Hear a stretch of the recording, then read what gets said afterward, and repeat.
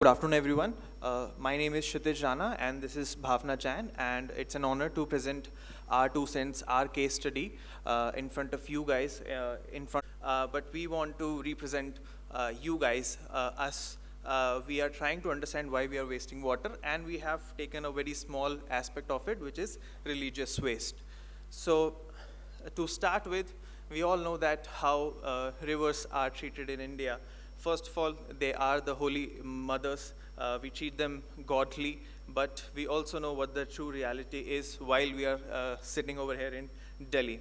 So, to focus on the part of how we are polluting Yamuna or Ganga or the major water bodies, we can look at industrial pollution, we can talk about urban sewage, but there is a very major part as well, which is religious rituals, how we are not dumping is not the right word, but again, visarjan, how we are putting or discarding a lot of puja remains in the water bodies, and how it is also playing a very important role in polluting these rivers.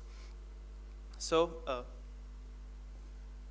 So as my friend discussed, that there are three major causes for the degradation of the rivers, which are godly rivers. So one is sewage water, second is industrial waste, and the third is religious rituals offerings. So we did small study, and we found that there are too many religious rituals are happening, and these days they might be some printed or some pigmented dyes are also used in idols. So the quality of river is getting polluted day by day, and we can see small clips of some newspapers on the screen that they are also saying that in spite of effort from the government like Namami Gange mission and Namami Yamuna mission, so in spite of that also Yamuna's condition is very, very severe. And some people also have given an article that Yamuna polluted beyond control, even its treated water can kill you. So some people are directly consuming the water who are below poverty line, of course, and they might be have some severe trouble because of that. So in our research, we did some kind of primary research. We talked to people. We conducted interviews in Delhi, and we found that we are not here targeting to some kind of religion, and please do not get offended by it. We are just talking about rivers, and of course majority is Hindus. I am also a Hindu, and we offer these days we offer a lot of big offerings to the river, and they might be calendars, some pictures of gods, some cards, some maybe broken idols. So there are many things which we are bound to put them in the river. So these are some glimpses of field visit. When we visited bank of river Yamuna in New Delhi, we saw some people throwing the puja offering in the river, and in a hurry they throw the plastic also itself because with the offering. So some people offer it from the bridge itself. So along with the plastic, they are offering it. They are disposing the puja offering in the river, and we can see these are two. SMDC have placed two bins near the river side, and it is written puja samagri in that. But what was in that? It was not clearly puja samagri. People were not using that bin. Why they were not using that bin for that particular purpose? Why they were going close to the river and disposing all the material in the water itself? So we will continue in our research. So when we dive deeper and we did some in-depth research, we understood three kind of participants in our research. So first kind of participant were fearful and conflicted. They said that they are bound to do it. It's a ritual. Puja is part in the three process, and first is avhanan, second is puja itself, and then third is visarjan. So they need to do visarjan. And so they were emotionally attached to the rituals and driven by the fear of the divine consequences. They thought that if we will not do Visarjan properly in the river, we might do some kind of sinful act, and there will be some bad consequences. So they were having fear of God.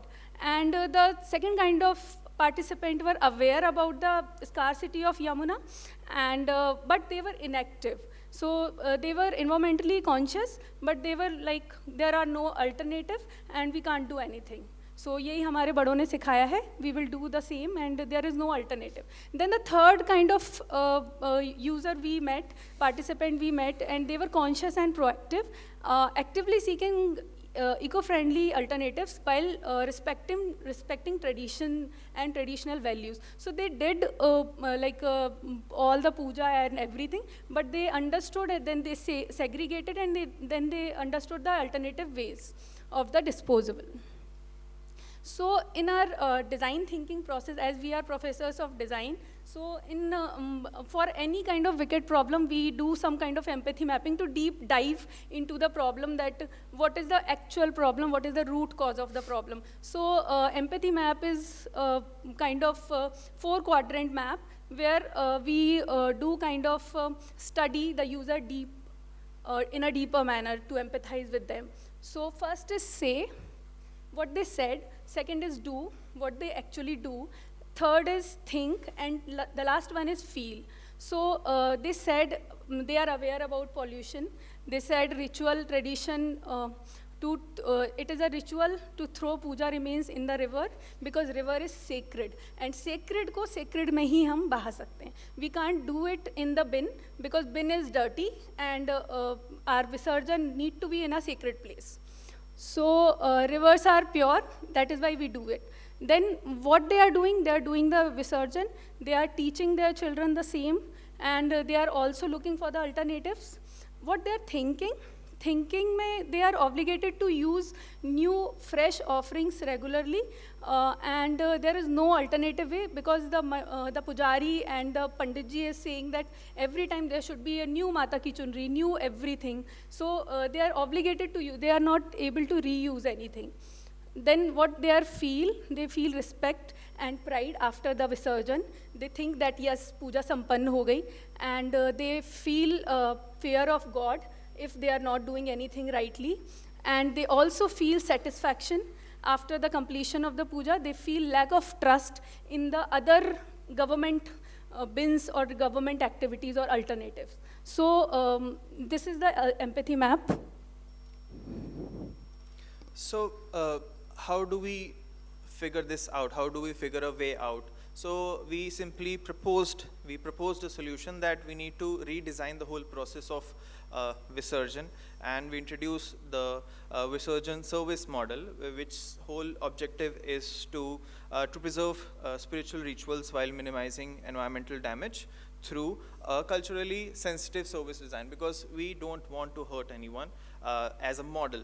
We need to help them understand that this is very important, and it's a major percentage of offerings which we are putting in the river, and if we do our bit, it will eventually help in making that change. As Sir Rana said, that there should be a behavioral change, and we need to teach the coming generation that this is where we make the change. So the approach needs to be a system thinking framework, where we need to use instructional design principles from instructional design, where we need to provide with what is the better option. We need to make them understand why this new option is better option. And then we need to focus on retaining the religious significance while introducing this eco-conscious alternative, again, which should align with their faith and sustainability. So there's a small video, if we can play it. It's a very small, cute little video which we want to show to.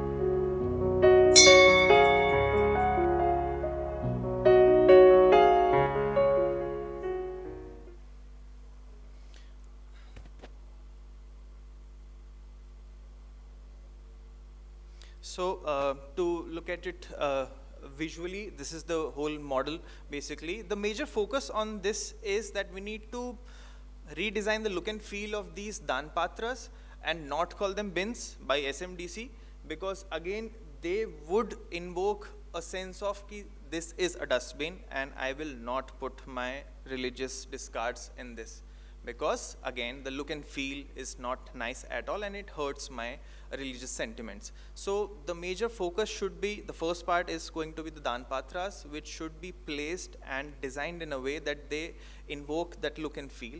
Second, again the segregation part, which will be followed by ethical collaborations. We have a good number of startups which are dealing with religious discardments, which are NGOs like Fool, Nirmalaya, Arohi Enterprises, which are working with flowers, discarded flowers, the fabric, and making incense sticks, making collages, making paperworks like that. It will invoke a certain respect and dignity and a purpose to what we are offering in those bins. The focus should be that there should be an emotional storytelling which should connect with my sense of faith with environmental action. We should market these kind of new ways through community events, through our religious leaders which are out there talking about talking to these masses and making them understand the importance of all these religious things.